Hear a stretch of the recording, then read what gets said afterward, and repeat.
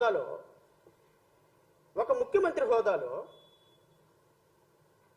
పచ్చి అబద్ధాలు ఆడేటువంటి అత్యంత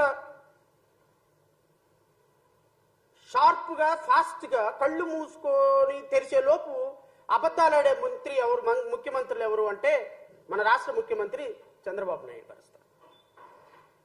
ఇంకొక కేటగిరీలో కూడా అవార్డులు పెడితే ఈ కేటగిరీ అవార్డుల్లో కూడా అత్యంత సెన్సిటివ్ అంశాన్ని, ప్రతి చిన్న అంశాన్ని కూడా రాజకీయం ఎలా చేయగలము అంటే రాజకీయం చేయగలిగిన రాజకీయ నాయకుడు ఎవరని ఒక పోటీ పెడితే భారతదేశంలో ఫస్ట్ ప్లేస్లో నుంచుంటాడు పవన్ కళ్యాణ్. ఒక లేని థీరీని ప్రొవోక్ చేసి ఆ థీరీకి చక్కగా బట్టలేసి మొత్తం రూపం తీసుకొచ్చి దాన్ని ఒక ఇమాజినేషన్ వరల్డ్ లోకి తీసుకెళ్లగలిగినటువంటి ఒక అత్యద్భుతమైనటువంటి కల్పితమైనటువంటి వ్యవస్థను సృష్టించేటువంటి మంత్రులు ఎవరయ్యా అంటే నారా లోకేష్ వస్తారు. ఇంతకు మించి ఇంకొక ఆవిడ ఉంది ఈ మధ్యకాలంలో. పాపం ఆవిడ నేనేం అనలేకపోతున్నా, ఎందుకంటే కొన్ని సమస్యల మీద కలిసి పనిచేశాం కాబట్టి. హోమ్ మినిస్టర్ అమ్మా కొంచెం తగ్గండి, ఎందుకంటే మెరిసేదంతా బంగారం కాదు, గుర్తుపెట్టుకోండి. మెరిసేదంతా బంగారం కాదు. మనం గత ప్రభుత్వంలో పనిచేసిన ఇద్దరు హోమ్ మినిస్టర్లు ఉన్నారు కదా, ఎక్కడున్నారు వాళ్ళు? ఎక్కడున్నారమ్మా? పక్కింటోళ్ళకు కూడా పలకరించటంలో వాళ్ళని. మనం కూడా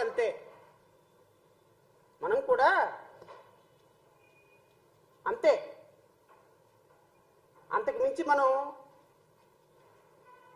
ఊరికే పావలా ఇస్తే ₹1 యాక్షన్ చేయటం వల్ల ఉపయోగం లేదు. ఈవిడ అబద్ధాలు ఎలా ఉంటాయని మీకు ఒకసారి చెప్తా.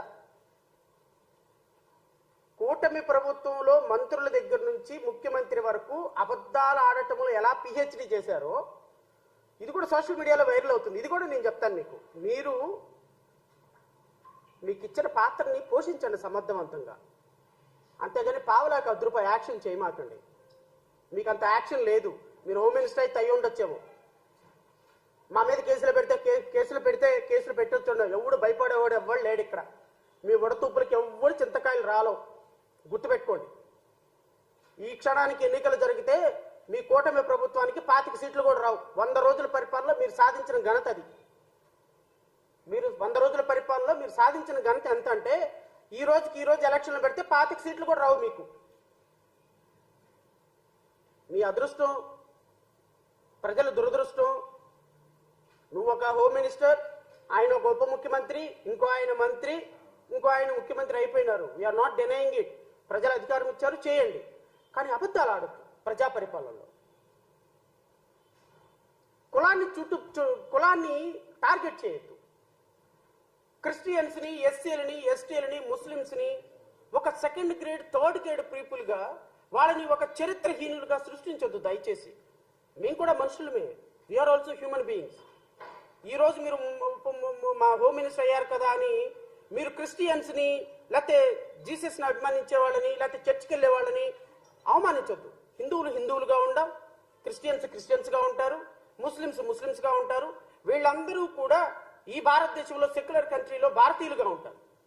ఎందుకంటే డాక్టర్ బాబాసాహెబ్ అంబేద్కర్ ఎస్సీలకో రాజ్యాంగం, ఎస్టీలకో రాజ్యాంగం, ముస్లిమ్స్కో రాజ్యాంగం, హిందువులకో రాజ్యాంగం రాయలేదమ్మా. Article 25, article 26, article 27, article 31, article 14, article 19, article 16 అందరికీ ఒకటే. ఇప్పుడు మీరు హోమ్ మినిస్టర్ అయ్యేటప్పటికి మీ కులం మర్చిపోయినారు, హోమ్ మినిస్టర్ అయ్యేటప్పటికి మీ దేవుడిని మర్చిపోయినారు, హోమ్ మినిస్టర్ అయ్యేటప్పటికి మీకు షార్ట్ టర్మ్ మెమరీ వచ్చి మీరుగా అన్నీ మర్చిపోయినారు. మర్చిపోయి మీరు ఏదేదో పేలుతున్నారు. కొంచెం తగ్గండి. ఒకవేళ తగ్గకపోతే 2029లో తగ్గిస్తాం, కంగారు ఏం లేదు. తగ్గే రోజు వస్తుంది, తగ్గే రోజు చాలా తొందరలోనే ఉంటుంది, కంగారు ఏం పడద్దు. ఈవిడేముందో ఒకసారి విందాం. ఇక్కడ నుంచి మొదలు పెడతాను నేను. నేను ధైర్యంగా చెప్తాను, ఎస్ నేను హిందువుని, నువ్వు చెప్పగలవా? I'm very Christian. నేను ధైర్యంగా చెప్తాను, ఎస్ నేను హిందువుని, నువ్వు చెప్పగలవా? I'm very Christian. నేను మ్యారేజ్ ఇప్పటికీ కూడా నా బ్యాగ్ లో బైబిల్ ఉంటది, అట్ ద సేమ్ టైం నా కార్ లో బైబిల్ ఉంటది. బైబిల్ లేకుండా బయటకు వెళ్ళాను. నేను ధైర్యంగా చెప్తాను, ఎస్ నేను హిందువుని, నువ్వు చెప్పగలవా? ఎందుకమ్మా? నెయ్యి కల్తీ జరిగిందా లేదా అని ఎందుకు మారిపోయింది భాష? భాష ఎందుకు మారిపోయిందమ్మా? ఒకప్పుడు క్రిస్టియన్, ఇప్పుడు హిందూ ఎందుకు అయ్యారు? హోమ్ మినిస్టర్ అయ్యారు కాబట్ట. ఒకప్పుడు చర్చికి వెళ్ళేవాళ్ళు ఇప్పుడు చర్చికి వెళ్ళలేదు, హోమ్ మినిస్టర్ అయ్యారు కాబట్ట. అంటే ఒకప్పుడు జీసస్ నమ్మితే చర్చికి వెళితే ఇప్పుడు హోమ్ మినిస్టర్ మీకు ఇవ్వరు కాబట్ట. అది ఒక చర్చికి వెళ్ళే వాళ్ళ ఆలోచనల్లో, వాళ్ళ బ్రతుకుల్లో, వాళ్ళ ఓట్లు వేయించుకొని వాళ్ళని ఎంతవరకు పెట్టాలో అంతవరకు పెట్టేటువంటి రాజకీయ నాయకుల పరిస్థితి ఇది. ఈ హోమ్ మినిస్టర్ గారిని అడుగుతున్నా నేను, అమ్మ మొన్నటిదాకా వరదలు వచ్చినప్పుడు ప్రకాశం బ్యారేజీని పడగొట్టడానికి ఉగ్రవాద శక్తులు వచ్చి ఒక 10 పడవలతోటి ప్రకాశం బ్యారేజీని పడగొట్టడానికి ప్రయత్నం చేసినప్పుడు దాన్ని రక్షించి, మీరు ఆ బోట్లను రక్షించి లక్షలాది మంది ప్రాణాలను రక్షించారు అని రక్షించడానికి ప్రయత్నం జరిగింది. దానికి నందిగాం సురేష్ ఎంపీ బోట్లు, మాజీ ముఖ్యమంత్రి జగన్మోహన్ రెడ్డి బోట్లు అన్నారు కదా. ఏమైందమ్మా ఆ ఎలిగేషను? ఎఫ్ఐఆర్ కట్టారా? వాళ్ళని అరెస్ట్ చేశారా? నందిగాం సురేష్ అరెస్ట్ అయి ఉన్నాడు కదా, పోలీస్ కస్టడీకి తీసుకున్నారా? నువ్వు మీ ముఖ్యమంత్రి ఇద్దరు వచ్చి ప్రకాశం బ్యారేజీని పడగొట్టి వందల లక్షల మందిని ప్రకాశం బ్యారేజీలో నుంచి వరదలతో చంపడానికి వైఎస్ఆర్ కాంగ్రెస్ పార్టీ వాళ్ళు, గత ప్రభుత్వంలో ఉన్నటువంటి ప్రభుత్వం వాళ్ళు ప్రయత్నిస్తున్నారన్నారు కదా. మీరు ఎఫ్ఐఆర్ కట్టి వాళ్ళని అరెస్ట్ చేయాలి కదమ్మా. మీరు ఏమైందమ్మా? ఎలిగేషన్ ఏమైందమ్మా? ఆ ముఖ్యమంత్రి గారు ఏమైపోయినారు? ఆ మంత్రులు మాట్లాడిన మంత్రులు ఏమైపోయినారు? వాళ్ళ మీద ఎఫ్ఐఆర్ కట్టి అరెస్ట్ చేసి లోపలేసి అసలు ఆ బ్రిడ్జిని ఎవరు పగలగొట్టాలనుకున్నారు?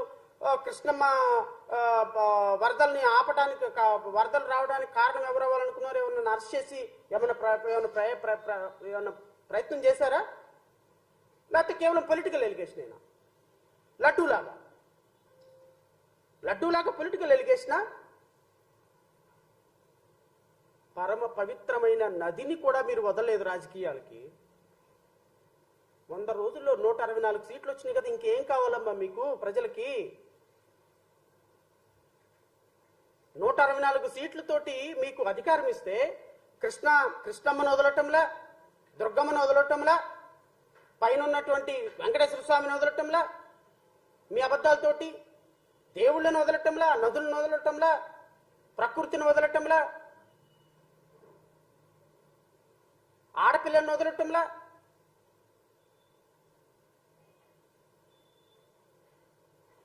ఎవరో ఒక అమ్మాయిని తీసుకొచ్చి ఆ అమ్మాయి నా మీద తప్పుడు కేసు పెట్టారు అనగానే మీకు మీరే జడ్జిలు, మీకు మీరే కోర్టులు. ఎవడైతే కేసు పెట్టాడో విద్యాసాగర్ అనేవాడిని తీసుకొచ్చి లోపలేస్తారా? కేసు పెట్టిన లోపలేసే చరిత్ర ఈ దేశంలో ఎక్కడైనా ఉందా? ఆ కేసు ముందు ఫాల్స్ చేయాలి, దాన్ని కోర్టు ముందు ప్రయోగించాలి. ఆ కోర్టు ఇది ఫాల్స్ పెట్టే ప్రైవేట్ కేసు పెట్టినటువంటి వ్యక్తి మీద లీగల్ గా ప్రొసీడ్ అవ్వాలని పర్మిషన్ ఇవ్వాలి. ఆ పర్మిషన్ తీసుకొని ఆ లేడీ ఎవరైతే ముంబై హీరోయిన్ ఉందో ఆమె కోర్టులో కేసు వేయాలి. ఆ కోర్టులో కేసు పెట్టినోడికి ప్రాసిక్యూషన్ పర్మిషన్ కోర్టు ఇవ్వాలి, మాలిసియస్ ప్రాసిక్యూషన్ అని. ఆ మాలిసియస్ ప్రాసిక్యూషన్ కింద కోర్టు పర్మిషన్ వేసుకుని సివిల్ సూట్ వేసుకుని ఆమె పర్మిషన్ తీసుకుంటే విద్యాసాగర్ని అరెస్ట్ చేయాల్సే పరిస్థితిలో ఉన్నప్పుడు అలాంటి చట్టాన్నంతా బైపాస్ చేసి మీ ఇష్టం వచ్చినట్టు కేసు పెట్టగానే ఆ కేసు పెట్టినోడిని తీసుకొచ్చి లోపలేసి కూర్చోబెట్టారే.